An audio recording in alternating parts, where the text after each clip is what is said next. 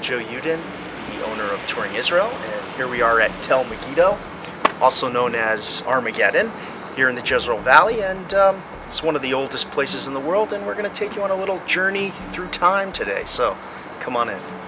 Here we are at the model of Megiddo inside the visitor center, and the interesting thing about this model is you can see many of the civilizations. There are 25 different layers of civilizations here at Tel Megiddo. That's what a tel is, layer upon layer upon layer of destroyed civilizations forming an artificial hill. That's called a tel, T-E-L. And if we peel away these layers or strata, you can go all the way down to really the beginning of history as we know it, to the early Bronze Age during the Canaanite period. Okay, here we are at the Middle Bronze Age gate, the Canaanite gate, around 1500 BC, 3,500 years old. Now every Canaanite gate that we come to in Israel has two chambers on each side, like a four-chamber gate. There were huge towers above us on each side, and this was the main way into the city. So we're standing outside the Israelite gate. Down where we came from, the Canaanite gate, that was destroyed by maybe the Israelites, maybe the Egyptians, we're not exactly sure. Israelite gates, wherever we find them throughout Israel, has three chambers, and that's exactly what we find here. One chamber, a second chamber here that was filled in by an even later Israelite king to build on top, and a third chamber right here. And the Bible tells us in the book of Kings that King Solomon built the gates and walls of the cities of Hatzor, Jerusalem, Megiddo, and Gezer. And in Megiddo, Hatzor, and Gezer, we find gates exactly of this style, exactly the same. They're still looking for the one in Jerusalem. But this is pretty much confirmation that the early Israelites, maybe not Solomon, but maybe the kings succeeding him in the 9th or 10th century BC, built cities all over the Holy Land. Now, what do we have evidence for? Who built Megiddo?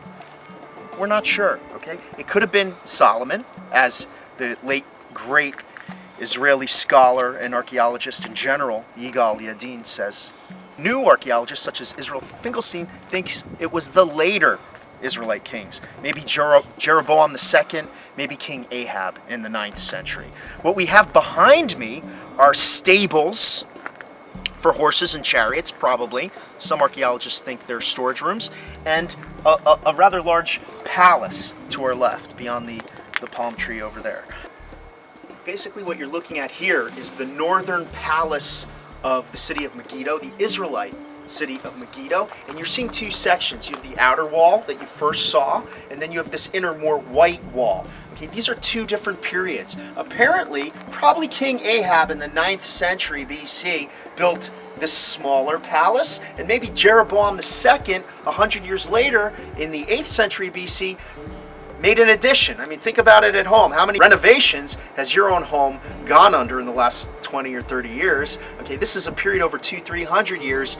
Obviously, the palace is going to go under many renovations as they become wealthier, and maybe after attacks or earthquakes or whatever, and that's what we're seeing here. What we're looking at here is a huge trench that runs right down the middle of the tel, and it's actually a scar, and it did a lot of damage. But at the turn of the century, when Gottlieb Schumacher excavated here, it was one of the first excavations in the modern world. He just came with lots of people, lots of shovels, and they dug this trench right down the middle, and you can actually see the strata, the layer upon layer upon layer of civilization on the far wall. Today we know not to do that. You dig with a little hose, little shovels, even a toothbrush sometimes. But basically, he took the highest spot of the tel, and he dug down until he found one of the earliest, formerly highest spots of the tel.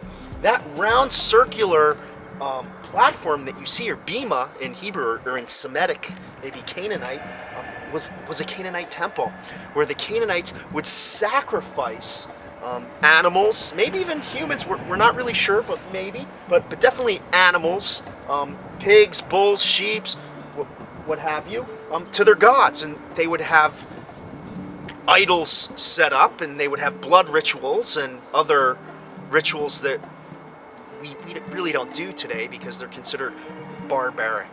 Beyond us, you can see a prison built over an old Roman fortress, which is built over one of the earliest churches in Christianity. Now, why would the Christians build a church here at Megiddo? Because it's also Armageddon. If you turn to the book of Revelations, chapter 16, you see, and he gathered them together to a place called in the Hebrew tongue Armageddon. What's going to happen here? The second coming, the battle of good versus evil. Also in the Dead Sea Scrolls, the Essene Jews said that the forces of light would fight the forces of darkness, Gog and Magog, here at Armageddon. So we have that tradition that the end of days and the coming of the Messiah will start right here. So we're standing outside of a grain silo, an ancient Israelite grain silo. And if you notice, there's two sets of stairs, one going down and one coming up from this side. And this way, people could get in line, they could go down, scoop up their grain in their basket or in their jug, and come out the other side. This way, when the whole city comes to one or two of these silos that there wouldn't be a logjam. Okay, so here we are at one of the Israelite stables, probably from the time of King Ahab. The Bible tells us that Solomon had his stables here. People just didn't show up and put his stables here. There may have been previous stables before. The archaeologists say that this is from the time of King Ahab, 9th century BC. We do know from Assyrian texts that Shalmaneser conquered this area and took away many of Ahab's horses and chariots. So what we have here is definitely a 9th century BC Israelite stables. 5,000-6,000 years ago, people come out of their caves, they learn how to farm, they go to a water source, and to the nearest hill, they build a wall around the top of the hill, and that's where they build their city. Okay, but you still need your water. If you're under siege, how do you get to your water? It's vital for survival. They built a wall on the top of the hill, and they would dig a tunnel down into the top of the hill, down to the spring, and then build a little something, fortifications around the spring, or even cover it, like in this case, with dirt so that the enemy couldn't find it. That's how the people of Megiddo survived. There's actually a small controversy about the water systems from this time.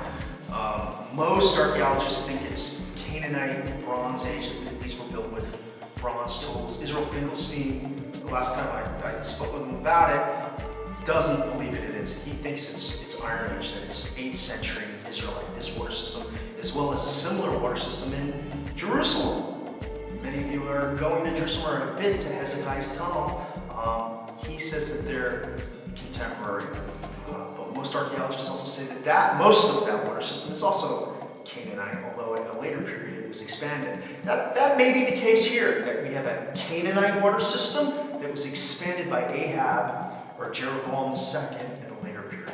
The spring hasn't flowed in many years. We've been in this drought where we haven't had much rain in the last 20 some odd years, but now, after the rains, we see it's filled up again. Now, this is most likely runoff and not the spring. It'll take maybe a half a year to a year for the rain to seep through the limestone, the soft limestone that cracks up above us, and make its way down to the bedrock and start trickling again and coming alive again. So I hope you enjoyed our little tour of Megiddo. As you can see, it's one of the best places to start your trip to Israel, and we hope to see you again in person soon. Thank you.